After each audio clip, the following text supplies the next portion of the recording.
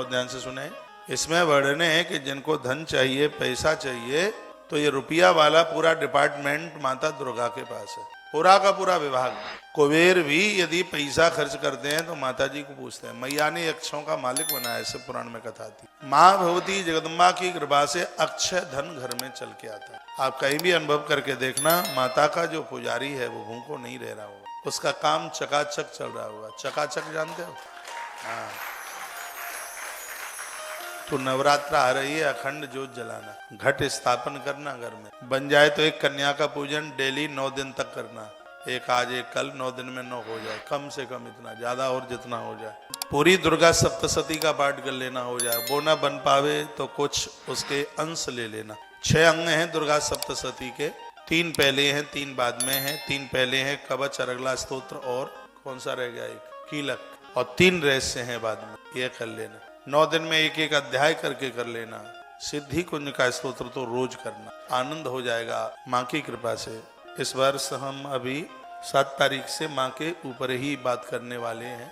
पूर्व में भी कथाएं करी हैं, देवी पुराण कहा है, देवी भागवत देवी पुराण दोनों अलग है। देवी पुराण की कथा करी, देवी भागवत की कथा करी, कालिका पुराण की कथा करी, मार्कंडेय पुराण की कथा करी, दुर्गा सप्तशती की कथा करी। अब के बार उपनिषदों में देवी महात्म्य और प्लस श्रीमद देवी भागवत, यह पूरा कार्यक्रम सुनना। तो देवी मायाम तो श्री काम तेज कामो विभावसु। धन के इच्छुक लोग हैं वो जगदम्बा भगवती का वंदन पूजन करें। कभी हो जावे तो 9 दिन में 101 दुर्गा सप्तशती के पाठ कराना। इसको सतचंडी कहते हैं। इसकी बड़ी महिमा है। हरिवंश पुराण में सतचंडी की बहुत बड़ी महिमा का वर्णन किया, बहुत भारी, बहुत ज्यादा। 101 पाठ, उसके बाद हवन हो जाए। ये बड़े पुण्य और बड़े भाग्य से, जिनको बेटे ही बेटे हैं, जिनको बेटियां नहीं हैं, और जिन्हें बेटी चाहिए, भाव से मन से सतचंडी करा ले, आनंद हो जाएगा। हरिवंश पुराण में सतचंडी के द्वारा कन्या जन्म लेती है, हरिवंश पुराण के द्वारा पुत्र जन्म लेता है, वर्णन है उसमें। तो वो बड़े पुण्यात्मा लोग हैं जो बेटी की कामना करते हैं। नहीं तो जूड़ी आ जाती है कन्या के नाम से। बहू सब चाहते हैं, कन्या को जन्म देना कोई नहीं चाहते। बहू सबको चाहिए, लाला बिना विवाह के न रह जाए।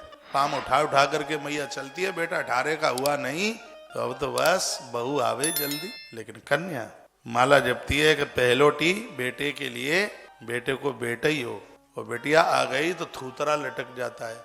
आफत आ गई, कन्या आ गई है, कितनी बड़ी दिक्कत परेशानी है। अरे बेटियों के आगमन पर तो अति प्रसन्नता होनी चाहिए, बहुत खुशी होनी चाहिए। बेटियां बहुत प्यारी होती हैं।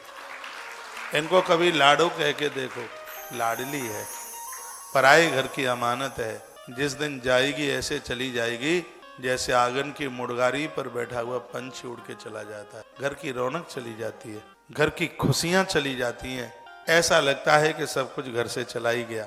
ये होती है तो घर भरा भरा सा लगता है। इसके जाने के तत्पश्चात तो साहब सूना सूना, मडरिया सूनी रह जाती। कन्याओं को बहुत लाड़ों के बिना तो घर ही नहीं है। घर तो लाड़ों से ही सुंदर है। कहीं हॉस्टल में बाहर पड़ती है, 2-4 दिन के लिए भी आ जावे तो भरा भरा लगता है।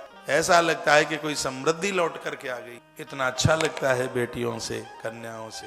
यह नवरात्रा के दिन इसलिए तो मनाए जाते हैं कि कैसे भी कन्याओं को, उनको अति सम्मान मिले, उनका पूजन हो, उन्हें मान मिले। इसलिए वर्ष में 4-4 बार नवरात्रा मनाई